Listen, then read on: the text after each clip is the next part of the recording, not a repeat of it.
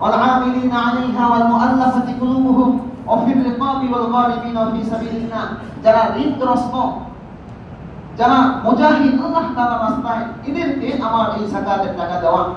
তো সবচেয়ে বেশি তাদেরকে দিলে সব বেশি যাদের ঘোষণা আল্লাহ তাআলা কোরআনে স্বয়ং উল্লেখ করেন তারা হচ্ছে ওই সমস্ত ব্যক্তি যে এই সমস্ত ব্যক্তিদেরকেও দেব, কিন্তু দেওয়ার দ্বারা আমার সওয়াব হবে একটা, কিন্তু আর কাদেরকে দেওয়ার দ্বারা বেশি সওয়াব তাদের ঘোষণা আল্লাহ তাআলা বলেন للفقراء الذين أحصروا في سبيل الله لا يستطيعون ضربا في الأرض يحسبهم الجاهل أغنياء من التعفف تعرفهم بسيماهم لا يسألون الناس إلحافا।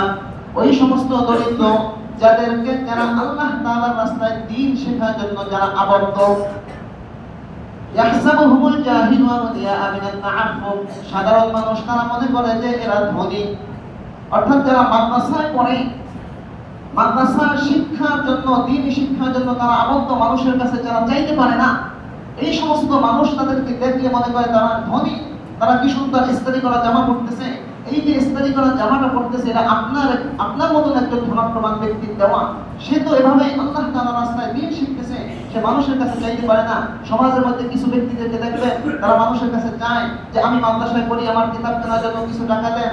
সব বাবা তার গার্ডিয়ান অভিভাবক এসে বলে যে আমার ছেলে মাদ্রাসায় পড়ে, তাকে কিছু কিতাব কেনার জন্য কিছু টাকা দেন।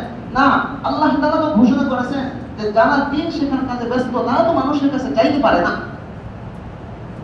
মানুষ তাদেরকে দিয়ে যায়। তো এই সমস্ত ব্যক্তিদেরকে দেওয়াই যাকাতের যে সমস্ত খাত রয়েছে আমার যাকাতের অর্থ, তাদেরকে দেওয়ার দ্বারা আমার বেশি সওয়াব রয়েছে। কেন যারা দ্বীন শেখার কাজে ব্যস্ত তারা হচ্ছে এই জমানার আবু হুরায়রা, যেরকম আবু হুরায়রা রাদিয়াল্লাহু তাআলা আনহু মসজিদে নববীর মধ্যে আবদ্ধ থেকে রাসূল সাল্লাল্লাহু আলাইহি ওয়াসাল্লামের দরবারে পড়ে থেকে দ্বীন শিখছে।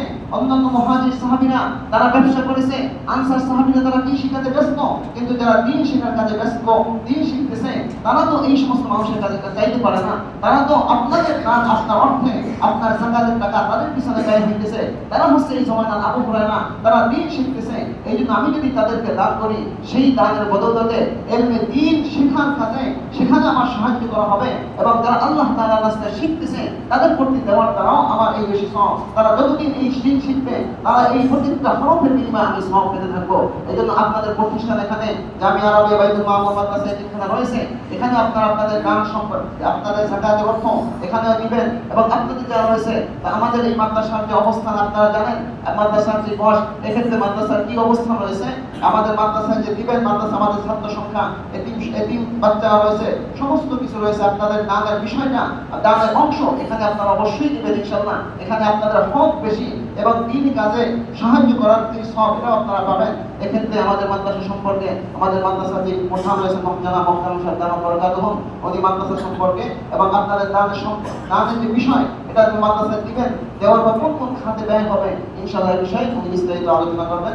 এরপর আমরা নামাজ পড়ব।